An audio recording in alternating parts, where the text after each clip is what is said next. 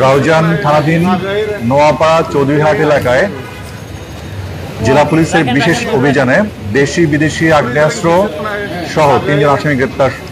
সেই বিশেষ অভিযানের ধারাবাহিকতায় গতকাল জেলা গোয়েন্দা শাখা, রাউজান থানা এবং পটিয়া থানার সহযোগিতায় 2টি অপারেশন সম্পন্ন হয়েছে। 2টি অপারেশনের মধ্যে প্রথমে একটি বিদেশি পিস্তল, 2 রাউন্ড গুলি এবং 2টি ম্যাগাজিন উদ্ধার হয়েছে। পাশাপাশি 3 জন আসামি গ্রেপ্তার করা হয়েছে। আমরা গোপন সংবাদের ভিত্তিতে জানতে পারি, রাউজান থানাধীন নোয়াপাড়ার চৌধুরীহাট এলাকায় জনক জহির আহমেদের দোকানের মধ্যে অস্ত্রের সন্ধান রয়েছে। আমরা সেখানে অভিযান করি এবং জহির আহমেদের দেখানো মতে তার দোকান থেকে একটি বিদেশি পিস্তল এবং 2 রাউন্ড গুলি এবং 2টি ম্যাগাজিন উদ্ধার করি।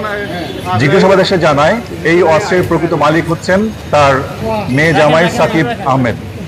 আমরা তাৎক্ষণিকভাবে তাকে সহ গ্রেপ্তারের জন্য অভিযান পরিচালনা করি এবং সন্ধ্যার 7টার দিকে পটিয়া থানার সহযোগিতায় তাকে পটিয়া থেকে গ্রেপ্তার করা হয় এবং তার সাথে তার সহযোগী রানাকে গ্রেপ্তার করা হয়। চিহ্নিত সন্ত্রাসী যারা আছে তাদের গ্রেপ্তার অভিযান অব্যাহত থাকবে।